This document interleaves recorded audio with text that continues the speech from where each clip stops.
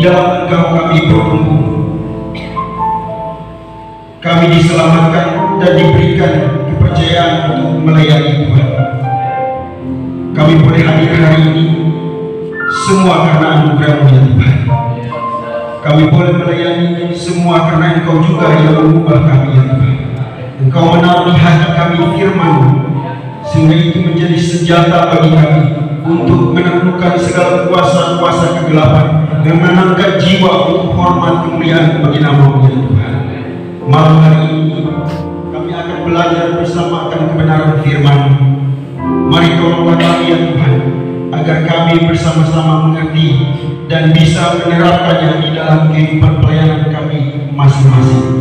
Urapilah hamba-Mu dengan kuasa-Mu ya Tuhan, dan biarlah firman Tuhan ini boleh diberitakan dalam pimpinan dan pertolongan Tuhan. Di dalam nama Tuhan Yesus Kristus kami berdoa. Amin. Silakan dulu.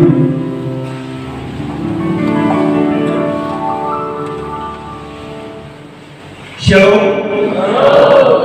Ya, puji nama Tuhan. Hari ini, malam ini khususnya saya bersyukur dan berterima kasih ya kepada Tuhan dan juga kepada pimpinan pusat, pengurus pusat yang memberikan kesempatan kepada saya untuk menyampaikan kebenaran firman Tuhan pada malam hari ini.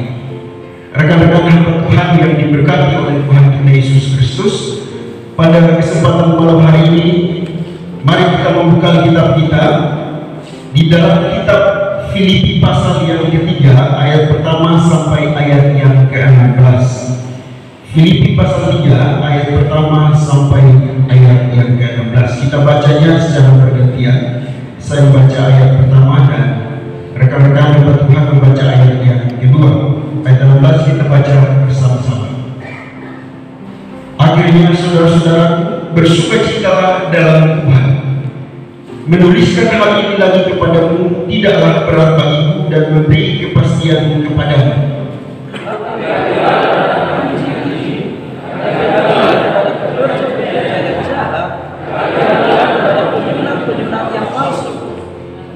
Karena kitalah orang-orang bersunat yang beribadah oleh Roh Allah dan bermegah dalam Kristus Yesus dan tidak benar percaya pada hal-hal lahiriah.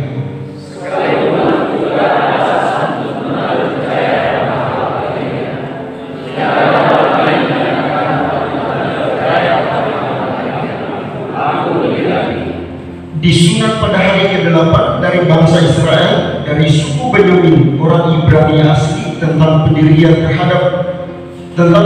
terhadap hukum Taurat aku orang Farisi.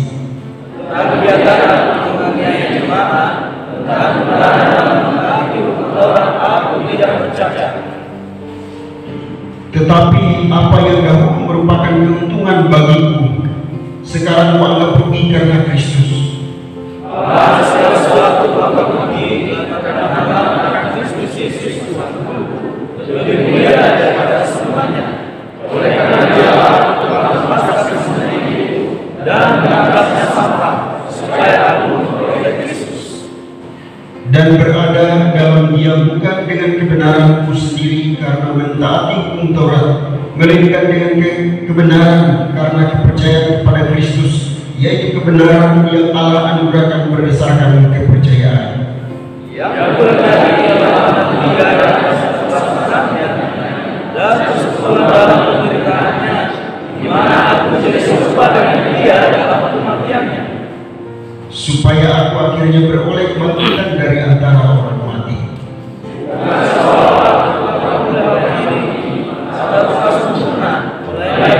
mengejarnya,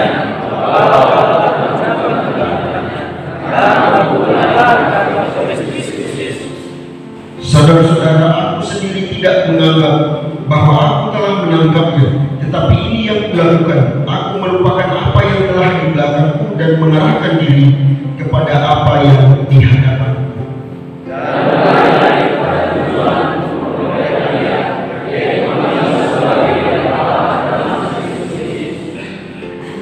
Karena itu marilah kita yang sempurna berpikir demikian, dan jikalau lain pikiran tentang salah satu hal itu akan dinyatakan Allah kepada ayat 16.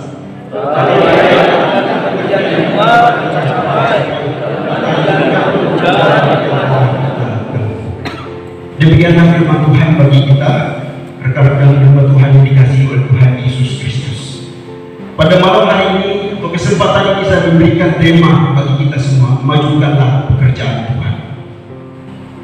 Sekali lagi, majukanlah pekerjaan Tuhan.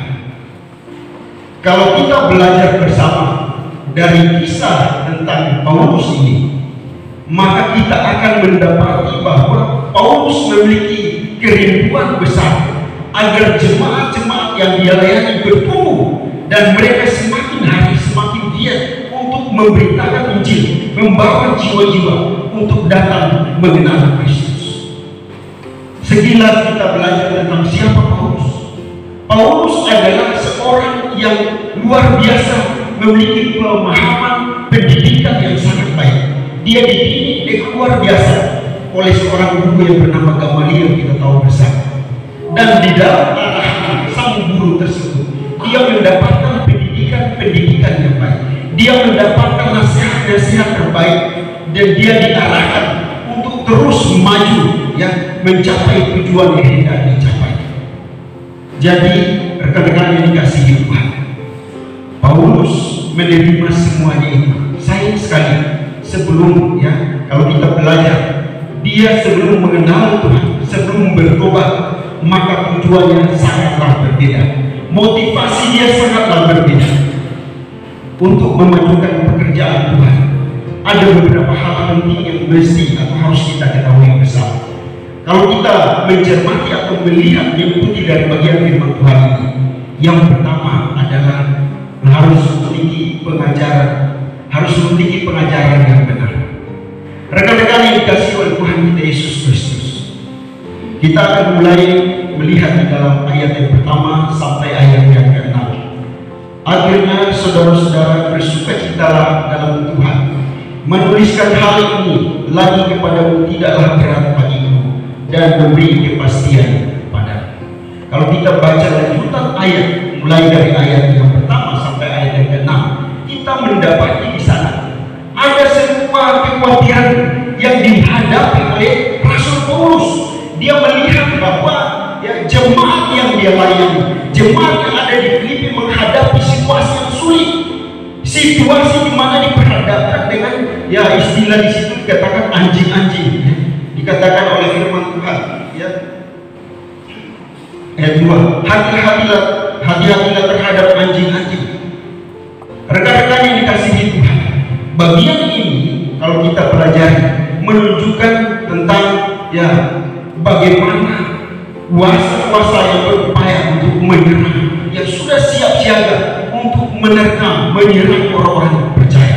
Oleh karena itu mereka harus waspada, mereka harus, ya, berjaga-jaga supaya apa?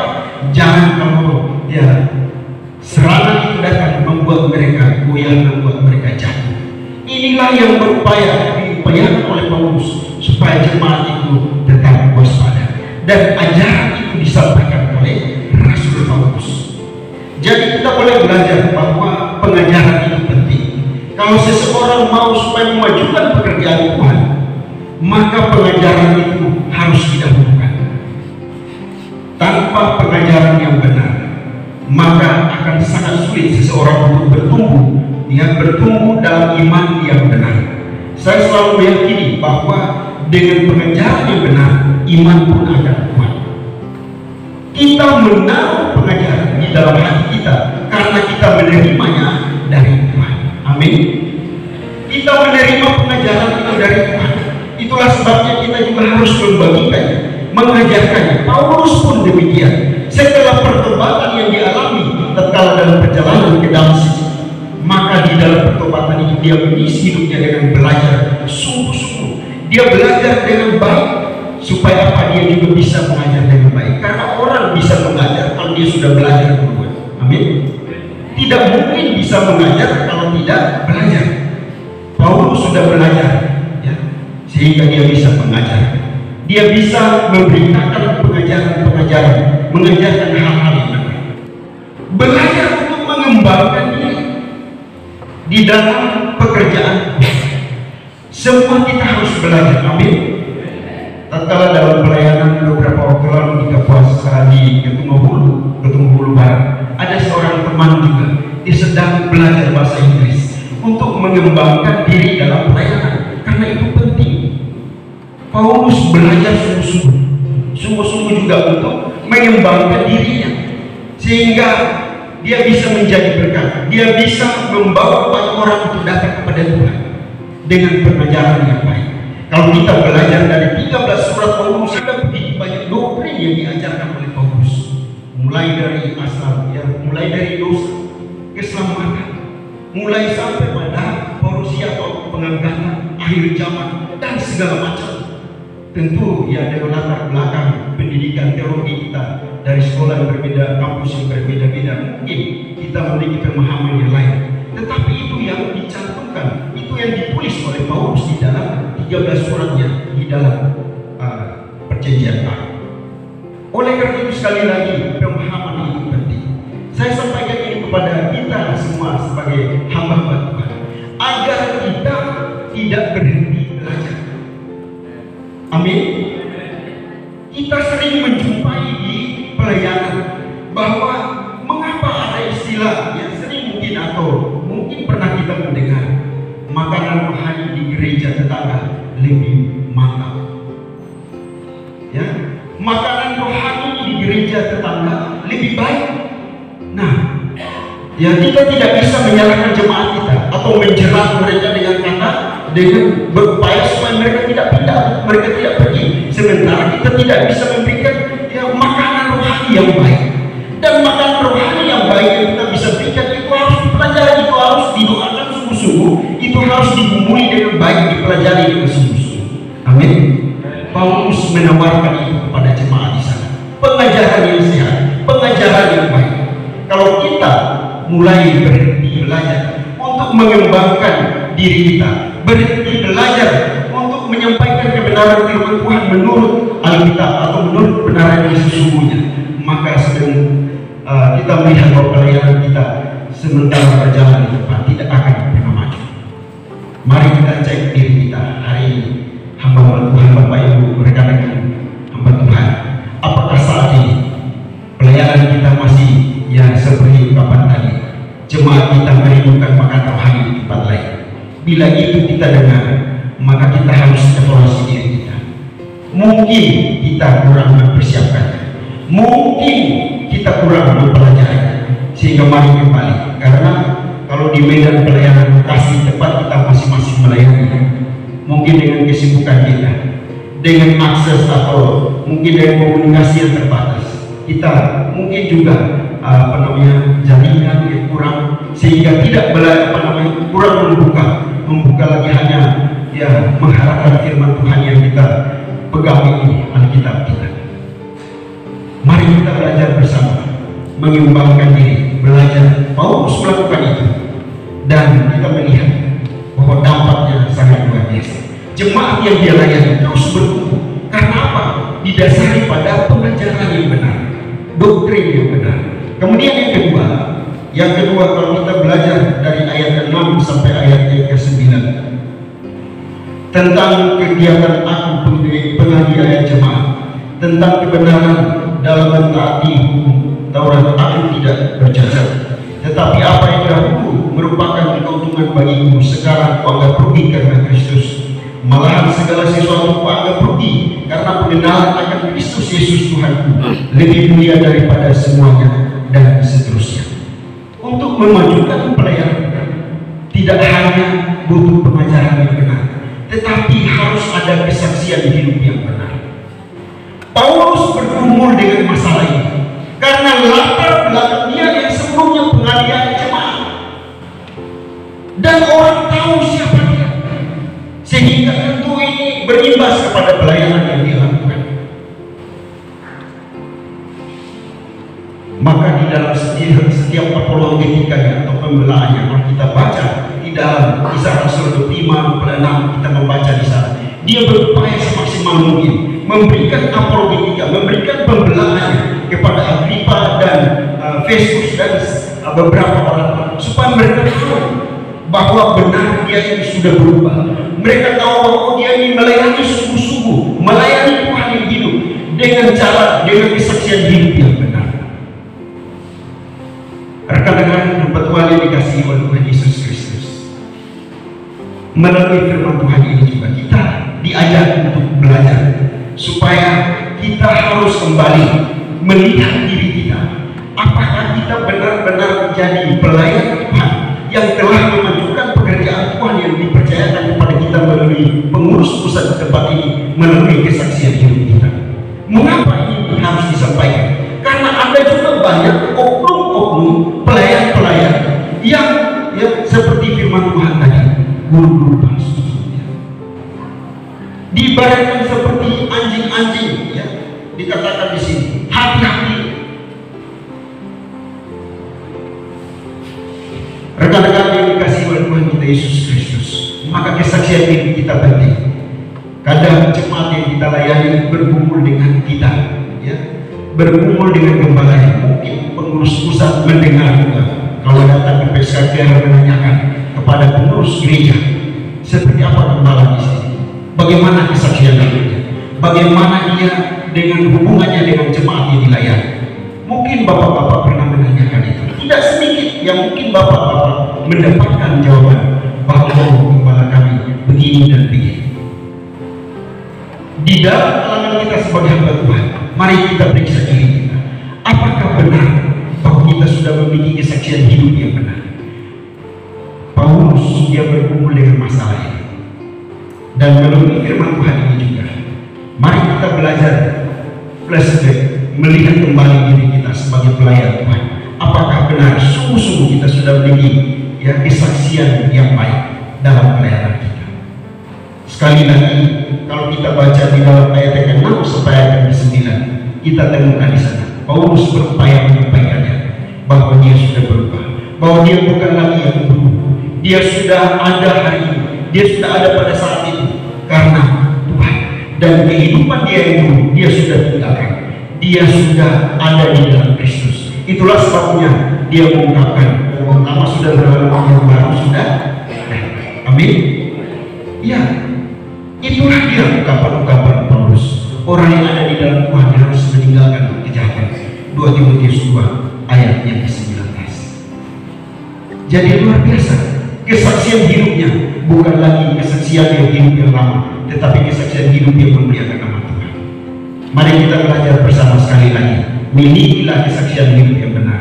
Bila kita memiliki kesaksian hidup yang benar, pelayanan kita pasti akan maju. Amin. Amin. Ya, semoga tidak terpaksa. Amin. Ya. Kemudian ayat yang 10 sampai ayat yang ke-16, rekan-rekan hamba Tuhan yang dikasihi oleh Tuhan kita Yesus Kristus, saya baca sekilas di dalam ayat 10. Yang kehendaki ialah mengenal Dia dan kuasa kebangkitannya dan persekutuan dalam pemberitaannya, di mana aku menjadi serupa dengan Dia dalam kematiannya, supaya aku akhirnya beroleh kebangkitan dari antara orang mati. Yang berikut supaya maju ya pelayanan kita bisa memajukannya, maka harus melayani dengan sungguh-sungguh. Melayani dengan sungguh-sungguh. Ada motivasi awal di dalam pelayanan. Tujuan dari Paulus melayani, kalau kita baca di sana, yang hendaki ialah mengenal Dia dan seterusnya. Motivasinya, tujuan awalnya, dia mau mengenal Dia, dan kemudian supaya aku akhirnya beroleh kebangkitan dari antara orang mati. Pelayanan yang luar biasa, harus sungguh-sungguh melayani. Paulus melakukan ini, dan dia memberikan contoh bahwa melayani Tuhan harus sungguh-sungguh, melayani Tuhan harus benar, dan inilah yang dia lakukan. Rekan-rekan yang dikasihi oleh Tuhan Yesus Kristus, mari kita melayani dengan memberikan contoh atau teladan. Di dalam instruksi Musa untuk bangsa Israel, di dalam hal menerapkan pendidikan bagi bangsa Israel, Ulangan pasal yang ke-6 ayat 4 sampai 9, ada 2 instruksi yang luar biasa di sana. Kita temukan bagaimana mereka mendidik anak-anak mereka secara formal dan non formal, informal, ya. Yang formal mengajar kebenaran, informal atau non formal mereka mengajar melalui keteladanan, melakukannya di dalam kehidupan mereka hari ini. Kalau tidak ada keteladanan di antara kita sebagai hamba Tuhan, tentu sekali lagi orang akan mempertanyakan pelayanan kita. Paulus mengungkapkan bahwa dia sudah memulai dengan baik dan dia berupaya untuk mengakhirinya dengan baik juga. Kita sudah berjuang dari awal untuk melayani. Mari akhiri pelayanan kita dengan baik. Ya, untuk saat ini jangan akhiri, bertanding terus. Amin. Amin. Ya, jangan pulang dari tempat ini ibadah, ayo kita akhiri pelayanan kita. Jangan. Ya. Mari kita berjuang. Ya. Sebagaimana yang diungkapkan oleh Paulus, supaya aku akhirnya beroleh kebangkitan dari antara orang mati. Bahkan sampai selanjutnya kalau kita baca ayat 14, dan berlari-lari kepada tujuan untuk memperoleh hadiah, yaitu panggilan surgawi dari Allah dalam Kristus Yesus. 3 hal ini bila kita lakukan akan memajukan pelayanan kita. Yang pertama, pengajaran kita harus benar. Yang kedua, kesaksian kita juga harus benar. Harus baik kesaksian hidup kita sebagai hamba Tuhan. Dan kemudian yang ketiga, pelayanan kita harus baik. Jika 3 hal ini masih kurang, mari kita tingkatkan. Amin. Mari kita belajar bersama melalui firman Tuhan ini untuk terus memajukan